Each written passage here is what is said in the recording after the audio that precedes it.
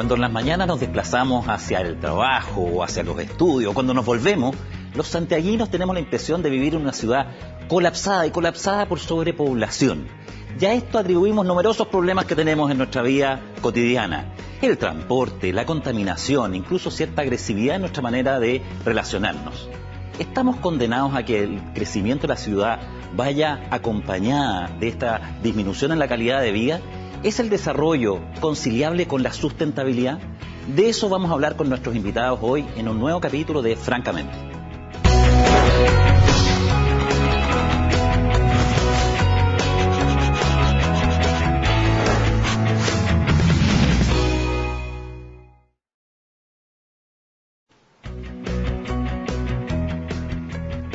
Bueno, para conversar este tema claramente apasionante y que nos interesa a todos, tenemos hoy día a dos excelentes invitados.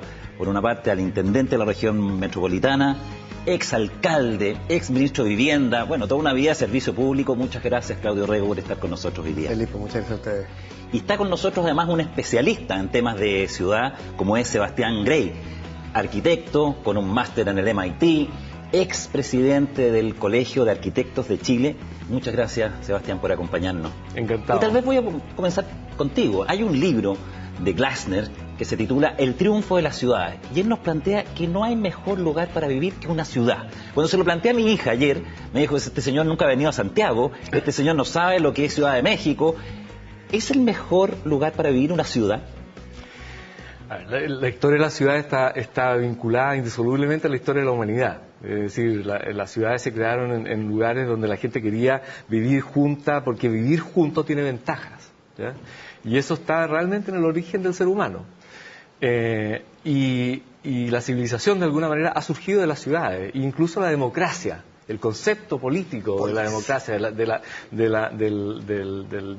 sistema, digamos, de convivencia, surgió históricamente de la ciudad. O sea, en la ciudad tenemos que convivir, y con el ruido del de al lado, y con el olor del distinto, nos obliga a convivir y eso nos hace crecer. Ahora, Claudio, 85% de la población en Chile vive en ciudades. El tema parece ser que la densificación es insoslayable. El tema es cómo crecemos. A veces tenemos la impresión de que las propias empresas inmobiliarias van dando soluciones muy de mercado a la manera de crecer. ¿Qué rol debería cumplir la planificación urbana para ver cómo crecemos como ciudad? Mira, yo creo que la planificación y la gestión urbana tienen un rol fundamental si queremos hacer ciudades vivibles. O sea, ciudades podemos tener con millones de habitantes, pero con enormes niveles de contaminación, de congestión, de ruido, de intolerancia unos con otros, de segregación social. Y por otro lado, podemos construir ciudades en las cuales estos pasivos se vayan disminuyendo, mitigando y transformando la ciudad en lugares más humanos, que es lo que está ocurriendo hoy día en casi todas las grandes urbes del mundo. Ahora, al menos desde mi mirada, como tú decías, yo he sido ministro, mirado desde lo nacional, desde lo local. Creo que necesitamos hoy día autoridades, particularmente en zonas metropolitanas como Santiago, donde tenemos, no sé, 6,5 millones de habitantes, que tengan la visión de conjunto. No basta con que cada actor, una empresa, un municipio, haga lo que estime conveniente. Alguien tiene que mirar el bien común, el todo, para temas de transporte, para temas de medio ambiente. Ahí yo creo que tenemos una falla sistémica en Chile. Pero hay institucionalidad para hacer frente, porque pareciera que cuando llega un proyecto inmobiliario que va a invertir tremendas cantidades, que el mercado le permite hacerlo, pareciera que somos un poquito débiles, tanto a nivel municipal como de región, de darle cierta lógica a ese crecimiento. No sé qué les parece. O sea, hay normas, y siempre ha habido normas. La pregunta es si las normas están a la altura de lo que se necesita. O incluso decir cómo se originaron esas normas desde un punto de vista, diría yo, ideológico. Porque el cuerpo normativo es ideológico. El cuerpo normativo representa una visión que tenemos sobre el tipo de ciudad que queremos hacer a largo plazo. Y en distintas épocas de nuestra historia republicana hemos tenido cuerpos normativos que son más concretos en cuanto a la visión, más restrictivos si se quiere, y en otras épocas, incluso épocas recientes, menos restrictivos, menos concretos de hecho. Pero, solamente entonces, para poner un botón ese es el dilema que tenemos. Sí, de ejemplo que yo creo que es verdad. Tenemos por un lado, han habido normas que a veces no se respetan, no tenemos capacidad de fiscalización, el privado simplemente llevado por maximizar su rentabilidad hace caso omiso a muchas de estas normas, pero también tenemos normas que están mal hechas. O sea, yo voy a poner una que ha sido una de mis caballitos de batalla que se llama la norma de la elusión urbana. Es decir, tú tienes un requerimiento que establece hoy día la ley, la Ordenanza General de Urbanismo y Construcción, para que arriba de 250 estacionamientos, en el caso de un conjunto residencial, o edificio o un desarrollo inmobiliario, tú tienes que hacer un estudio de impacto vial y hacerte cargo de las externalidades negativas que trae para la ciudad. ¿Se cumple? Bueno, yo recibo, como presidente de la Comisión de Evaluación Ambiental de Santiago, o sea, casi todos los proyectos de 249 estacionamientos para abajo. Es decir, aun cuando yo tenga un paño de terreno grande, lo que hago es fraccionarlo, aunque el dueño sea el mismo, pero son root distintos, como multi-root inmobiliario, y lo que al final hago es evitar esta compensación que estaba contemplada en la ley. Entonces hay veces que también la norma existe, pero está mal diseñada, de manera que al final se soslaya. Entonces, recuerda a Pedro Fontoa, lo que está pasando en Estación Central, lo que pasa en Buin, en Paine, cientos de proyectos inmobiliarios en un mismo gran paño, que sin ninguna evaluación o hacerse cargo del impacto vial. Eso genera no solamente una mala imagen del mundo inmobiliario, sino una pésima ciudad con mala calidad de vida. Mala calidad de vida y bastante segregada. Yo creo que tenemos un modelo en Chile de ciudad donde estamos segregados, donde no se encuentran los más ricos con los más pobres, la gente de distintos estratos sociales. Pareciera ser que ahí lo estamos haciendo mal. Hay gente que dice, bueno, la segregación del territorio refleja la segregación social que tenemos, la segregación sociodemográfica. Yo me pregunto, ¿no será que también nuestra manera de organizar la ciudad pone un lente de aumento en la segregación que tenemos como sociedad? ¿Y que esto se pudiera revertir? La igualdad social, la equidad y la igualdad de oportunidades es algo que yo, en mi opinión, solamente lo puede abordar un Estado fuerte. Esto lo digo al tiro, entonces varios televidentes seguramente sienten una especie de vértigo cuando hablamos de Estado fuerte. Pero solamente el Estado se puede hacer cargo de lo común, y lo común es lo público. Y las ciudades se miden, la calidad de las ciudades se miden por la calidad de lo gratuito, como decía muy bien Alejandro Aravena hace un tiempo atrás. Y solamente el Estado, por lo tanto, se puede hacer cargo de lo gratuito, ¿de acuerdo? Es en el espacio público y en lo público, por ejemplo, también el transporte público, donde la ciudadanía está en igualdad de condiciones. Por lo tanto, necesitamos el mejor transporte público posible, el mejor metro posible, los mejores parques posibles, las mejores calles posibles, el mejor paisaje urbano posible, que eso sí que depende de la normativa, que es también gestión pública, ¿no?, para que todos podamos sentirnos en igualdad de condiciones. Pero eso puede revertir estos enclaves desde la dehesa a Bajos de Mena. ¿Será posible revertirlo, francamente, más allá de los buenos discursos? Pero yo creo que hay dos tipos de medidas para revertirlo. Una son normativas. Por ejemplo, cuando la política de vivienda de Chile lo que hace es maximizar el número de viviendas por metro cuadrado de territorio, lo que termina haciendo es que compra terrenos en las periferias de la ciudad y ahí lleva a los más pobres. Ahora, cuando el Estado reconoce, como lo está haciendo ahora el actual gobierno, de decir, ¿sabes qué más? Vamos a comprar nosotros terrenos, bien ubicados. No en Colina, en Lampa, no, donde hay buen equipamiento, donde hay buen transporte, donde están las redes sociales, y ahí vamos a construir vivienda social, ahí tú empiezas proactivamente a revertirlo. Otro ejemplo, por ejemplo, es lo que estamos haciendo hoy día con el sector de Cerrillo, lo que alguna vez fue este proyecto de Ciudad Bicentenario. Bueno, es un paño gigantesco, que lo que vamos a hacer es que nosotros como Estado, en este caso gobierno regional, vamos a licitar para que tengamos en el mismo territorio a gente de sectores altos, medios y bajos. Y construyamos ese tipo de ciudad que queremos, con buen equipamiento, con un buen parque, con buen transporte. O sea, yo creo que ya sea por el lado normativo, por ejemplo, tú quieres tener la posibilidad de densificar como inmobiliario, bueno, hazte cargo, entonces que en tu proyecto hay un porcentaje de vivienda para sectores medios o bajos. Pero qué interesante que esto parece que no es generación espontánea, que a alguien se le ocurrió. Aquí me he enterado que hay una Política Nacional de Desarrollo Urbano, que entre paréntesis fue trabajada ya desde el gobierno anterior, el gobierno de Piñera, y ha continuado en este gobierno, y tenemos un consejo. Yo diría que la mayoría de los ciudadanos desconocemos esto. ¿Qué nos puedes contar sobre el diagnóstico? ¿Coincide con lo que está señalando Claudio, el diagnóstico de esta Política Nacional de Desarrollo Urbano? Bueno, a ver, la Política Nacional de Desarrollo Urbano surge cuando la sociedad entera, digamos, se da cuenta de que nos hemos ido quedando atrás en una serie de elementos que tienen que ver con políticas de desarrollo, incluso con normativa. Chile ha tenido políticas de desarrollo urbano en distintos momentos de su historia. La última ya era de hace unos 25 o 30 años atrás. Por lo tanto, simplemente lo que se dijo es, mira, hemos pasado por un periodo de gran expansión económica, con reglas del juego que son, digamos, contemporáneas, incluso ahí tendríamos que hablar un poco del marco constitucional, en fin, y este es el país que ha resultado de este proceso de 30 o 40 años. Hecho ya el juicio crítico, que por primera vez como generación y como país lo podemos hacer, mirando para atrás. Por algo estamos hablando de todo tipo de reformas en este momento y parte, digamos, del ideario. Se convino transversalmente, tengo que decir, que era necesario sentarse a discutir una nueva política de desarrollo urbano. Los temas fundamentales son integración social, desarrollo económico de las ciudades, cómo se desarrolla la ciudad, ¿no? Equilibrio ambiental, un tema que no existía hace 40 años atrás. Identidad y patrimonio, nosotros hemos ignorado, obviado el concepto de patrimonio, tal vez porque somos un país acostumbrado a resignarnos a la pérdida de todo cíclicamente, con terremotos y con terremotos también de aquí. Me imagino que la segregación urbana también está tomada. Bueno, el primer punto que mencioné es integración social.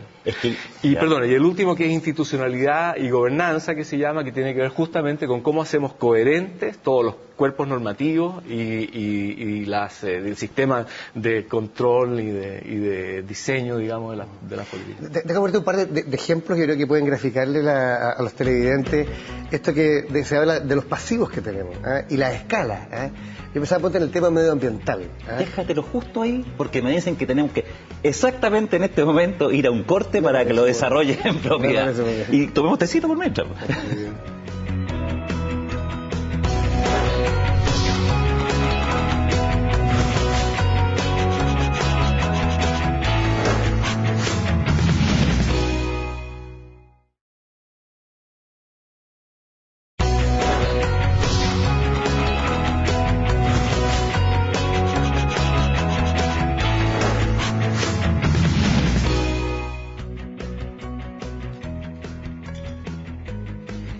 Bueno, entonces, un país que de verdad crece y se desarrolla de manera sustentable, construye ciudades que atienden a muchas necesidades humanas, no solo donde habitamos y donde nos desplazamos. Y la noticia interesante que tú nos das es que tenemos una política. Y justamente, Claudio, voy a tomar uno de los aspectos de la política que tiene que ver con algo que a todos nos preocupa, que es el tema medio ambiente y contaminación. Mira, yo creo que este es un buen ejemplo para demostrar cómo requerimos mejor institucionalidad, mayor justicia urbana. Santiago, por ejemplo, la ciudad profundamente contaminada, gran parte de la contaminación viene de la leña domiciliaria y también de los vehículos particulares. Ahora, lo increíble, ¿cómo será injusta nuestra ciudad? Que quienes más generan contaminación por leña y por vehículos viven en un sector de la ciudad que tiene el aire más limpio, porque producto de temas geográficos esa contaminación se va a los sectores más pobres. Ahora, si dependiera de cada barrio regularse, ¿qué diría yo si vivo en un barrio con aire limpio? Aquí falta la visión de conjunto que tú decías. No me restrinjan. Y sin embargo, yo como autoridad metropolitana tengo que ver el bien común. No solamente al que está allá arriba, a quien tengo que restringir, por ejemplo, en esta fuente de calefacción que es la leña, en aras de poder beneficiar a otro sector de la población, que en este caso además es el más pobre, que vive en otro sector de la ciudad. Entonces, en este tema, en la basura, en los residuos, en el reciclaje, en fin, en tantos temas, en los perros vagos, temas que son estructurales de una ciudad metropolitana como Santiago o de menor tamaño en otros lugares del país, se requiere una autoridad que mire el todo y de repente le diga a algunos, yo tengo que restringirle su libertad en aras del bien común, porque de lo contrario esto no es sustentable. Tú has estado en los dos lados, eso es súper interesante. ¿Tú sientes que hoy día se da de alguna manera una coordinación y que se sientan los alcaldes con el intendente a pensar este tema? En algunos temas lo hemos logrado. Yo creo que el ejemplo más reciente, este proyecto de la Media Providencia, en el cual Sebastián fue uno de nuestros grandes jurados. Fue la primera vez que juntábamos a 4 municipios distintos, Estación Central, Lo Prado, Santiago y Providencia, con 3 ministerios, con 2 empresas públicas, a pensar un eje de la ciudad de común acuerdo. Eso creo que es novedoso. Claro. Y creo que es necesario, porque tú comprenderás que una misma calle, regulada y diseñada de manera distinta, dependiendo de la comuna, es un desastre para la ciudad. Ahora, hecha de forma coordinada, puede ser una tremenda bendición y un tremendo aporte a una ciudad de Santiago que necesita más espacios públicos, más vegetación, mejor transporte público, más espacio para los peatones y los ciclistas. Y que parece que donde además el suelo se nos hace cada vez más escaso. Hay mucha gente que piensa de que, por lo tanto, estamos obligados a tener estas soluciones de crecer hacia arriba. Grandes edificios porque hay poco suelo, y que las inmobiliarias responden a esa lógica y por lo tanto que el mercado ha ido respondiendo a algo que parece razonable, que la ciudad crezca hacia arriba. ¿Qué piensas tú? Yo te leí algo muy interesante sobre el tema, Sebastián.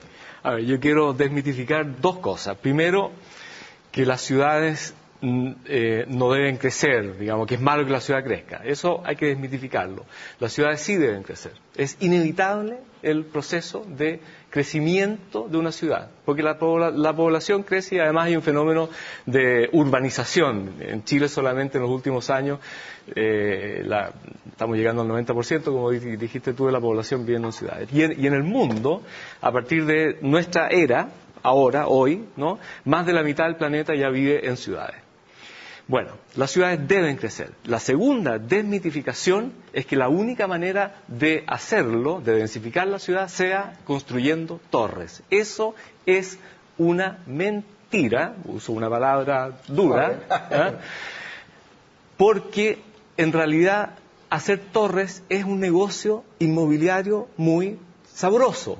Entonces, la industria inmobiliaria quiere solamente construir torres y, por lo menos en Chile, no quiere explorar otras maneras de densificar que sí existen, y tanto existen que históricamente hay ciudades de menor altura que son más densas que Santiago. Estoy pensando en Buenos Aires, estoy pensando en Barcelona, en Madrid, en París. Incluso se van a reír, pero Manhattan, que uno siempre lo considera una ciudad de rascacielos, la verdad es que la mayor parte del territorio de Manhattan son edificios de 7 pisos y es una ciudad de fachada continua y densa. Ahora, sin embargo, cuando se crece, se va interviniendo en territorios y en la vida de personas concretas. Cuando aparece un proyecto inmobiliario, algo le ocurre a los vecinos, a los cercanos. Y ahí es donde uno se pregunta por el otro actor, que nos olvidamos. Están los especialistas, está el Estado, están las inmobiliarias. ¿Y qué pasa con el ciudadano? La participación de los ciudadanos en este proceso de crecimiento de la ciudad. ¿Qué rol ves tú, Claudio, que debería cumplir? O sea, yo creo que se acabó el tiempo en que un privado, inclusive el Estado, podía hacer un proyecto sin que la ciudadanía se sintiera con el derecho y a veces hasta con el deber de poder intervenir y criticar e intentar modificar. Yo siempre pongo el ejemplo que probablemente si no hubiera sido por la ciudadanía, la Costanera Norte no sería hoy día lo que es. Algo subterráneo, una gran ingeniería. Ahí fueron los ciudadanos los que, si bien no determinaron el proyecto, sí lo condicionaron. Y creo que eso es algo muy positivo. Y lo que tenemos que hacer... Cambiar la ruta. Cambiar la ruta. Tenemos que hacer eso. Por ejemplo, el proyecto de la Media Providencia hoy día contempla, hemos contratado a una entidad como la Casa de la Paz que va a asegurarnos que todo el proceso va acompañado de una participación ciudadana. Ahora, la participación ciudadana es compleja. No siempre se reduce a que yo, que vivo al lado de la obra, determino cómo ocurre. Te pongo un ejemplo, lo hablábamos el otro día a raíz de un monumento, que se quiere construir un memorial por el tema de los derechos humanos. Claro, que el vecino que vive ahí diga, yo no quiero, está bien, es una opinión válida, pero no es la única opinión. Yo vivo al lado del metro y no quiero que llegue nadie más a mi comuna. Sí, pero a propósito de la densificación, si el Estado invierte en el metro y vamos a tener una gran infraestructura pública, ¿no será bueno densificar de manera humana, razonable, con buena calidad de vida? En fin, o sea, muchas veces vamos a tener conflictos en torno a la participación que no garantiza que lo que dice un vecino se va a imponer por sobre otro, y para eso hay una autoridad que tiene que mirar el bien común. Pero si es algo ineludible, es que ya ni el proyecto más sofisticado puede hacerse si es que no tiene un componente de la ciudadanía que lo enriquezca y eventualmente que él los fiscalice. Proyectos y planes, porque se nos olvida que incluso las normas tienen que ser consensuadas, ¿no? O sea, un plan regulador que antes era un instrumento que caía del cielo, ¿no? Hoy en día es un instrumento que debe hacerse con participación. Y ojo que en Chile todavía no sabemos, no entendemos qué significa participación. Bueno, lo viven las empresas todos los días. Las empresas, este programa se dedica a desarrollo sostenible. Estamos entendiendo al mundo de la empresa que hay que preguntarle al cliente, que hay que preguntarle al trabajador, que hay que preguntarle al vecino, que es muy importante. Y aquí es donde entramos a hablar tal vez de las empresas del sector de la construcción. Porque claro, todos entendemos que tienen un objetivo de rentabilidad que es razonable, pero debería tener algunos equilibrios, ¿no es cierto? Algo que equilibre ese afán de lucro. Hemos visto la regulación pública, rol de los vecinos, de la ciudadanía organizada, pero ¿y los arquitectos? Porque de repente, claro, las empresas contratan arquitectos y que ellos saben que ese proyecto inmobiliario produce problemas. ¿No hay también aquí la necesidad de una cierta ética del mundo de los arquitectos que también sea un contrapeso? Sí, pero antes que la ética de los arquitectos está la ética del empresario. Lo tengo que decir así. Es el empresario el que como ciudadano educado, suponemos, viviendo en la misma ciudad que todos los demás, tiene que tener una postura sobre cuál es el efecto que va a tener su inversión. Acto seguido va a contratar a un arquitecto que también debe tener una postura ética, una obligación ética, que por lo demás, en cualquier país o república, digamos, debería ser regulada por los propios pares mediante las asociaciones gremiales o los colegios profesionales, que en Chile fueron despojados de sus atribuciones de tuición ética en 1981, de la mano con la Constitución del 80. Entonces, se nos olvida que nosotros perdimos como país todo sentido de la tuición ética por razones ideológicas. Te voy a poner un ejemplo, solamente para corroborar lo que dice Sebastián, que a uno le sorprende porque nosotros que nos hemos transformado un poco como en la Albania del capitalismo, cualquier regulación nos parece como digna de un país socialista. En Cataluña, en Barcelona, hay una comisión de la calidad de la arquitectura que establece que le pone un visto bueno o no a las grandes inversiones arquitectónicas que tienen un impacto urbano. Anda a plantear algo así en Chile. Aquí en Chile estamos tratando de que la gente respete la norma. Y ahí yo creo que hay faltas de ética bien importantes, como por ejemplo este tema de la ilusión urbana, que ha generado los mayores tacos de Santiago, hoy día están generados por empresarios que fraccionaron sus territorios, es lo que yo te señalaba hace un rato. Ahora, debo ser franco, la Cámara Chilena de Construcción hoy día está embarcada en una reflexión. Acaban de invitar a Ken Livingstone, exalcalde mayor de Londres, que nadie podría acusar de un derechista, más bien es una persona profundamente de izquierda, pero que hizo una revolución en Londres, estableciendo restricciones, tarificación vial, regulación del transporte, en fin, temas de desarrollo urbano. Entonces yo creo que la Cámara va en una dirección creo correcta hoy día, en una reflexión de país. Lamentablemente muchos de los asociados todavía no, y creo que llegó el momento de hacerlo, porque de lo contrario el daño que se le hace a la ciudad es muy grande. Y yo creo que lo peor que nos podría ocurrir es que al final densificar fuera sinónimo de un rascacielos con cero conciencia urbana. Y de baja calidad de vida. ¿Sabes por qué? Porque al final lo que vamos a hacer es vamos a seguir expandiendo Santiago, entonces a Colina, a Lampa, sin locomoción, sin hospitales, con un tremendo... Y la gente después dice, ¿por qué alguien se demora 2 horas a andar en auto? Porque lo mandamos a vivir a las afueras de Santiago, además de pasada, destruyendo el principal suelo agrícola de Chile. Entonces, yo creo una ciudad más compacta, pero con buena calidad de vida, y supone autorregulación y regulación. Hablando francamente, que es el título de este programa, Sebastián, tú fuiste un actor en esta política. Por muchos años fuiste presidente del Colegio de Arquitectos. ¿Qué nos podemos esperar de verdad los chilenos de aquí hacia adelante? ¿Va a cambiar algo? ¿Va a cambiar algo en el transcurso de este gobierno? ¿O esta política realmente obliga a los actores a un diálogo nuevo, a acuerdos nuevos, o puede ser letra muerta? Yo soy bien optimista en este momento. Optimista sobre todo porque siento que el país entero está en un punto de inflexión social y cultural. Tienen que ver tal vez que surgió una nueva generación que nos tiene amarras, digamos, con el pasado inmediato que a muchos de nosotros seguramente nos condiciona.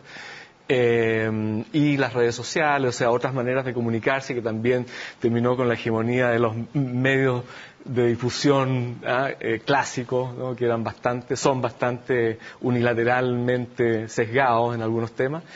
Y por lo tanto creo que la sociedad entera está mirando con cierta expectativa hacia el futuro y que espera, incluso reclama cambio. Que una sociedad reclame cambio me parece lo más positivo que puede haber.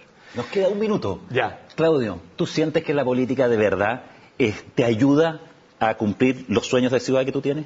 ¿La política en qué sentido? La política de desarrollo absolutamente. urbano. Yo creo que raya la cancha respecto a los déficits y le da un carácter de Estado. Ya no es tal o cual partido, tal o cual alcalde.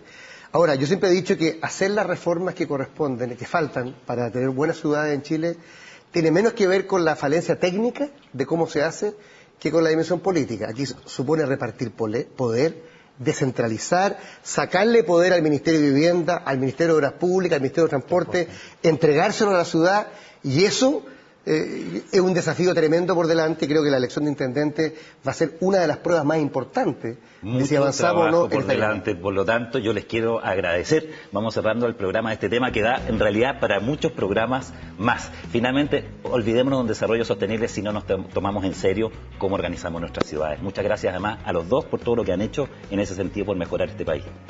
Muchas gracias.